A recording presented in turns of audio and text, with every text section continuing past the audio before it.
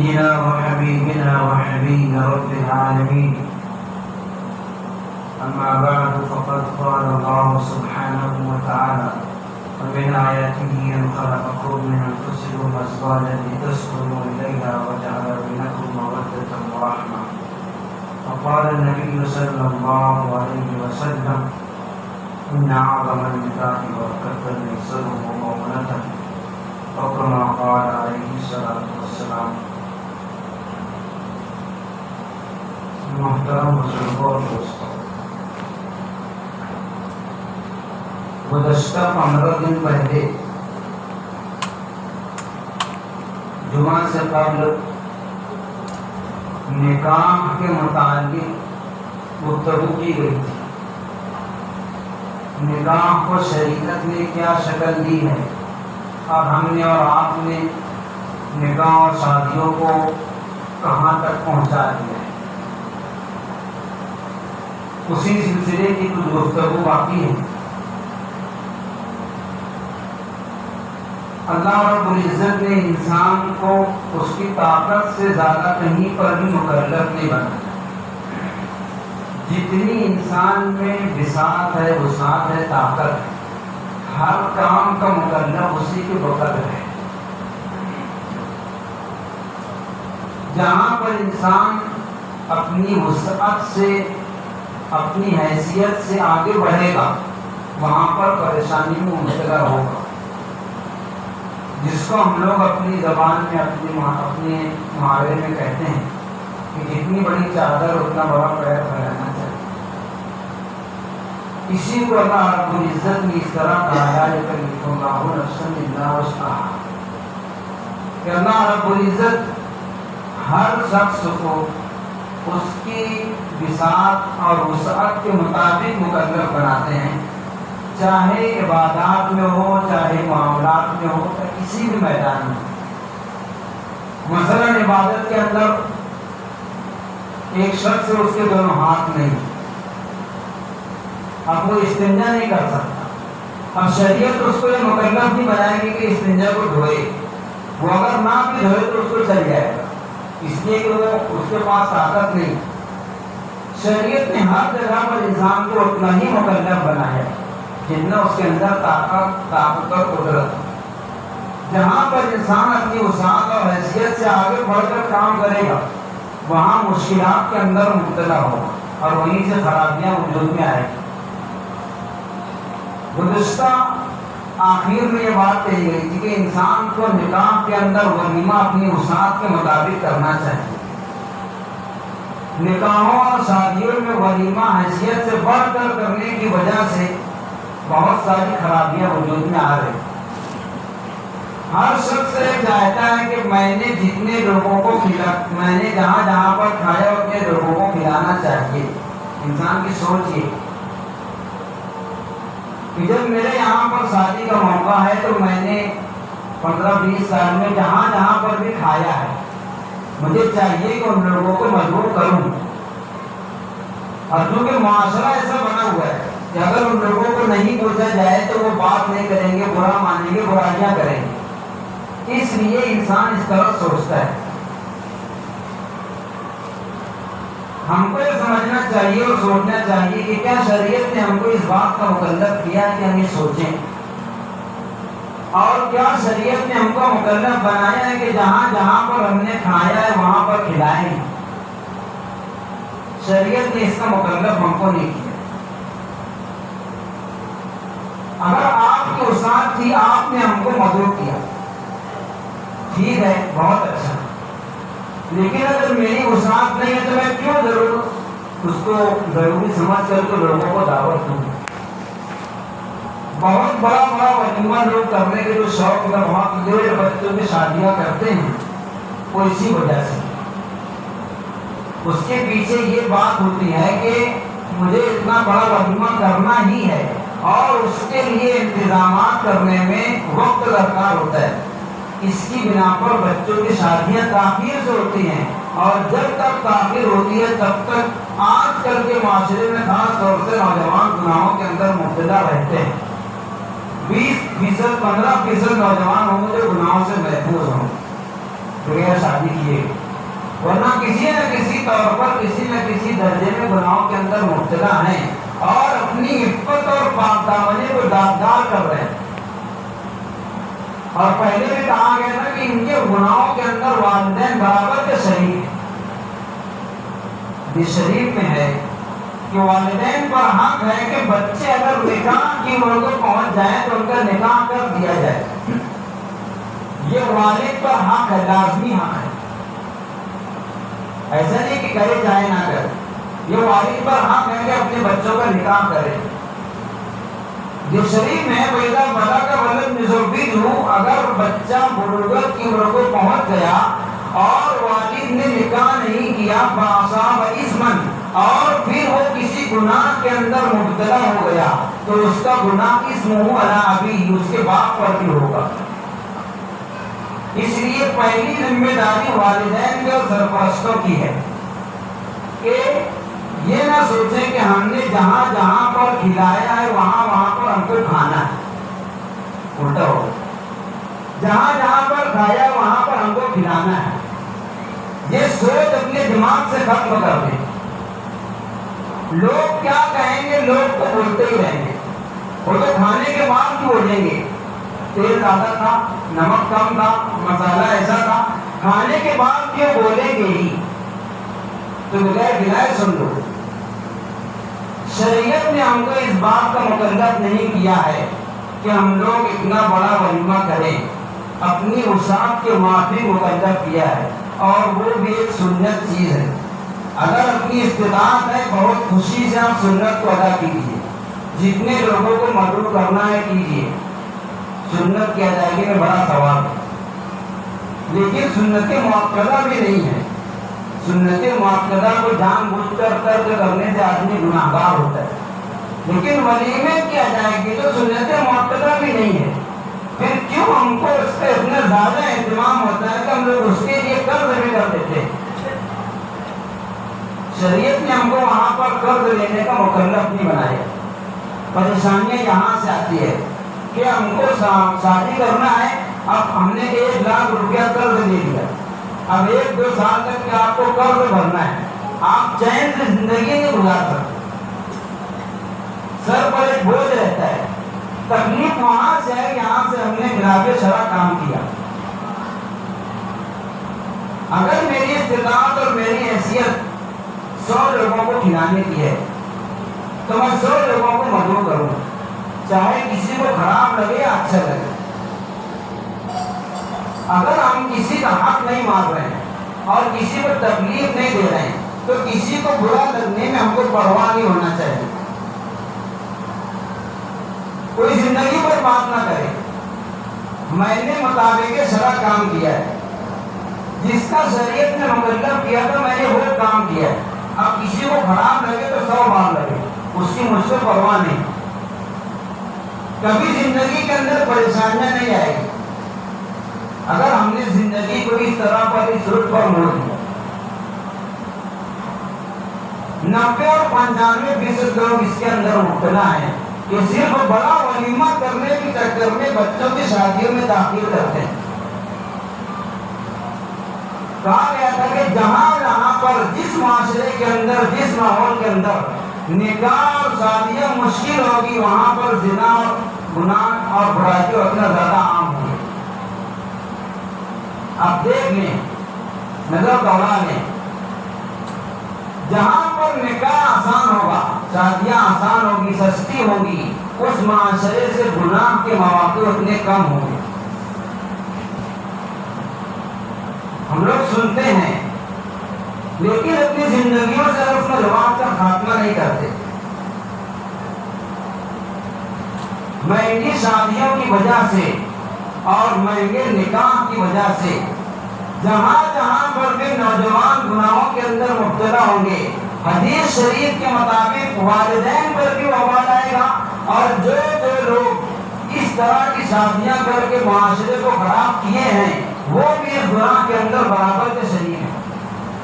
حدیث شریف میں ہے من سن سنتاً سیئۃً من سن سنتن حسنتن فلہ اجرھا واجر من عمل بھا. اگر کسی نے اچھا طریقہ ایجاد کیا، لوگ جب تک اس پر عمل کرتے رہیں گے اس کی نیکی پہلے والے کو ملتی رہے گی. ومن سن سنتن سیئۃ، اور اگر کسی نے کوئی برا طریقہ، بری چیز ایجاد کر دی، اس کو بھی اس کا وبال ملے گا. اس چیز پر جتنے لوگ عمل کرتے رہیں گے سب کا وبال اس پر آئے گا. اس لیے اپنے معاشرے سے اس چیز کو دور کریں اور یہ سوچ ختم کر دیں کہ ہم نے جہاں جہاں پر کھایا ہم کو مدعو کرنا ہے، دعوت دینا ہے. یہ سوچ اگر رہے گی تو زندگی کے اندر پریشانی آئے گی. میں نے گفتگو یہاں سے شروع کی تھی کہ شریعت نے جتنا مکلف کیا اتنا کام کرنا چاہیے. تکلیف سے زیادہ، شریعت کے مکلف کیے ہوئے سے زیادہ اگر کریں گے تو پریشانیاں زندگی کے اندر آئے گی. صرف یہی سوچ ہوتی ہے کہ لوگ کیا کہیں گے، کہ میں نے 10 سال 15 سال لوگوں کے یہاں پر کھایا ہے، اگر نہیں کھلایا تو لوگ کیا کہیں گے. لوگ بہت کچھ کہیں گے لیکن شریعت کچھ نہیں کہے گی، اور لوگوں کے کہنے سے کچھ نہیں ہوتا.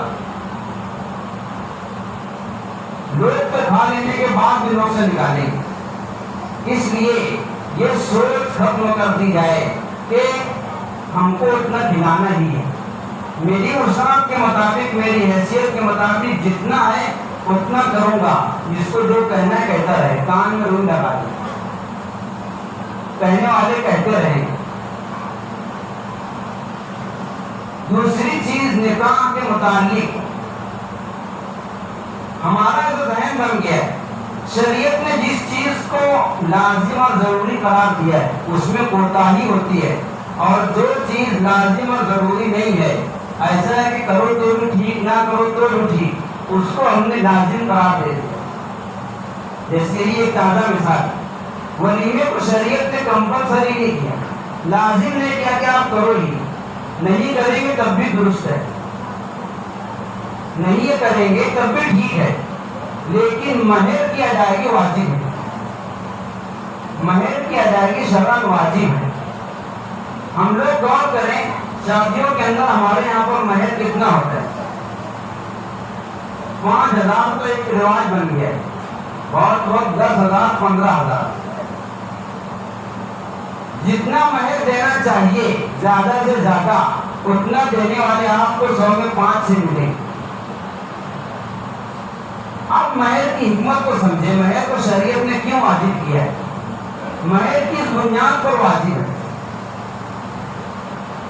اور اللہ کے نبی صلی اللہ علیہ وسلم کی زندگی کو دیکھیں کہ آپ کی زندگی بیان کی جاتی ہے کہ کبھی کبھی 3 دن فاقے ہوا کرتا، پیٹ پر 2 پتھر بندھے ہوئے رہا کرتے تھے. اتنی تکلیف کی زندگی گزارنے کے بعد بھی آپ نے اپنی ازواج کو اور اپنی بیٹیوں کو کیا مہر دیا؟ بیٹیوں کو جو مہر ملا ہے وہ، اور جو اپنی ازواج کو مہر دیا ہے وہ، اس کی مقدار کیا ہے؟ مہر کی حکمت فقہاء نے جو بیان فرمائی ہے اس میں ایک بڑی حکمت یہ ہے کہ انسان پر نکاح کرنے کے بعد مہر واجب ہوتا ہے. مہر جب آدمی اس کی ادائیگی کر دے گا وہ بیوی کی ملکیت ہے. بیوی اس کو اپنے پاس محفوظ رکھے گی. کبھی اگر انسان کی مرد کی زندگی نے وفا نہ کیا، 2 سال میں 3 سال میں 10 سال میں اگر اس کا انتقال ہو جاتا ہے، یا کسی وجہ سے نا اتفاقی ہوتی ہے اور چھوڑا کا معاملہ آ جاتا ہے، تو دوسرا شوہر ملنے تک کے جب بیوی تنہا رہے گی تو وہ اس کے ذریعے سے اپنا انتظام کر سکے، اپنے خرچ کو پورا کر سکے. یہ مہر کی حکمتوں میں سے ایک حکمت ہے. اب آپ بتلائیے کہ اس مہنگائی کے زمانے میں 5,000 روپیہ کیا حیثیت رکھتا ہے؟ جب ہم ولیمے کے اندر 1,00,000 روپیہ اور 2,00,000 روپیہ خرچ کر سکتے ہیں جو کہ سنت چیز ہے، تو واجب کی ادائیگی میں کیوں نہیں کر سکتے؟ شریعت میں ہر حکم کا درجہ ہے، فرض ہے، واجب ہے، سنت مؤکدہ ہے، سنت غیر مؤکدہ ہے. واجب کا درجہ سنت سے بڑا ہوا ہے. ہم نے ہر چیز میں الٹا کر دیا ہے. سنت کی ادائیگی کے لیے قرض بھی لے لیں گے اور مہر کی ادائیگی 5,000 سے اوپر نہیں بڑھتی. یہ کوئی لازمی چیز نہیں ہے. اس لیے سمجھیں کہ مہر کتنا ہونا چاہیے. مہر کی کم سے کم جو مقدار ہے، آخری مقدار جس سے کم نہیں دے سکتے، وہ تو بہت کم ہے. 3 تولہ چاندی تقریباً گرام کے لحاظ سے تقریباً 31 گرام، 30 گرام اور 600 ملی گرام کچھ ہوتا ہے، اس کو تقریباً 31 گرام سمجھے. یہ کم سے کم ہے، اس سے کم تو چلے گا ہی نہیں. یہ شریف میں نہ ہمارا حقیقت میں نشر کی دوائی کہ 10 درہم سے کم مہر درست نہیں ہے. 10 درہم کی مقدار تولے کے لحاظ سے 3 تولہ، گرام کے لحاظ سے 31 گرام، یہ کم سے کم مقدار ہے. اتنی قدرت رکھے بغیر تو اپنی نکاح ہی نہیں کر سکتا ہے. جس کی مقدار تقریباً آج کل کے چاندی کی قیمت کے لحاظ سے 2,000 روپے تقریباً ہو، لیکن اس کے اوپر آدمی اپنی آپسی رضامندی سے جتنا چاہے وہ اتنا دے سکتا ہے. ہم دیکھیں گے اللہ کے نبی صلی اللہ علیہ وسلم نے اپنی ازواج کو کیا مہر دیا اور اس کا اپنے زمانے کے مہر سے موازنہ کریں اور اپنے حالات سے اور اپنے دور کی مہنگائیوں سے موازنہ کریں. ہم لوگ ابھی کے 100 سال کے اور 150 سال کے پہلے کے حالات اگر بیان کرتے ہیں تو آج کل کے زمانے میں جو حیثیت 10,000 روپے کی ہے، 100 سال پہلے آپ چلے جائیں تو وہ حیثیت 100 روپے کی یا 50 روپے کی ہوتی ہو. ایک اندازہ 1400 سال پہلے اللہ کے نبی صلی اللہ علیہ وسلم کا زمانہ ہے. اس وقت اور آج کے لحاظ سے مہنگائی کا کوئی توازن اور کوئی مقابلہ نہیں ہے. اللہ کے نبی صلی اللہ علیہ وسلم نے اپنی ازواج کو جو مہر دیا ہے، تمام ازواج کو سوائے حضرت ام حبیبہ رضی اللہ تعالیٰ عنہا کی، 40 اوقیہ چاندی، 40 اوقیہ چاندی و نصف اور نصف اوقیہ. 1 اوقیہ چاندی 40 درہم کی ہوتی ہے، 1 اوقیہ 40 درہم. اس لحاظ سے 40 اوقیہ 480 درہم ہوتے ہیں اور نصف اوقیہ یعنی 20، کل 500 درہم چاندی ہوئی. 500 درہم چاندی آج کے وزن کے موجودہ وزن کے لحاظ سے 131 تولہ بنتا ہے. 131 تولہ گرام اور کلو کے لحاظ سے تقریباً 1.5 کلو، 1.5 کلو 30 گرام چاندی. آپ اس کا ریٹ نکالیں تو تقریباً 90,000 کے آس پاس جائے گا. یہ مہر آپ نے اپنی تمام ازواج کو دیا ہے. اب آپ غور کریں اللہ کے نبی صلی اللہ علیہ وسلم کے زمانے کے حالات اور آج کے حالات. آج کے لحاظ سے وہ رقم لاکھوں میں جائے گی، کروڑوں میں جائے گی. مطلب کہنے کا یہ نہیں کہ ہم بھی اتنا ہی دیں، لیکن کہنے کا مطلب یہ ہے کہ 5,000 10,000 کوئی اہمیت نہیں رکھتا ہے. اگر ہم فضول خرچی میں جو خرچ شریعت نے ہم پر نہیں رکھا ہے اس کے اندر اتنا زیادہ خرچ کر سکتے ہیں تو مہر جو واجب ہے اس کو ترجیح دینا چاہیے. اپنی وسعت کے مطابق ہر شخص جتنا زیادہ ہو سکے اتنا دینا چاہیے. اسی کو ہم لوگ مہر فاطمی کہتے ہیں، جو اللہ کے نبی صلی اللہ علیہ وسلم نے اپنی ازواج کو دیا ہے اور آپ کی تمام بیٹیوں کا مہر بھی وہی تھا، جس کو ہم لوگ مہر فاطمی کہتے ہیں. تو جو لوگ متوسط طبقے کے ہیں مہر فاطمی کی ادائیگی کر سکتے ہیں، ان کو چاہیے کہ فضول رسم کرنے کے بجائے مہر فاطمی کی ادائیگی کریں، اور اتنا نہیں کر سکتے تو اپنی وسعت کے مطابق جتنا زیادہ دے سکتے ہیں دینا چاہیے. یہ 5,000 کا رواج ختم کرنا چاہیے. مہنگائی کے لحاظ سے مہر کی کوئی مقدار نہیں ہے. اس میں اضافہ کون کرے گا؟ یہ مرد حضرات کریں گے، لڑکے والے کریں گے. ان کو دینا ہے، لینے والے اس بات کا مطالبہ نہیں کریں گے ہم کو اتنا مہر چاہیے. یہ دینے والوں کی طرف سے ہونا چاہیے کہ ہم اتنا مہر دیں گے. وسعت نہ ہو تو کوئی عرض کی بات نہیں. شریعت نے کم سے کم مقدار متعین کر دی ہے، آپ اتنا بھی دے سکتے ہیں جس کی استطاعت نہ ہو.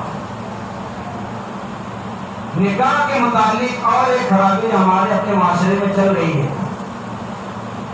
وہ نکاح کو مسجد کے اندر متعینہ وقت سے بہت تاخیر کر کے لے آنا، یہ بھی موجودہ خرابیوں میں سے ایک خرابی ہے کہ نکاح کا وقت جو متعین ہوتا ہے جان بوجھ کے بلا وجہ اس سے 1 گھنٹہ آدھا گھنٹہ تاخیر کر کے آتے ہیں، یہ وقت کی ناقدری ہے۔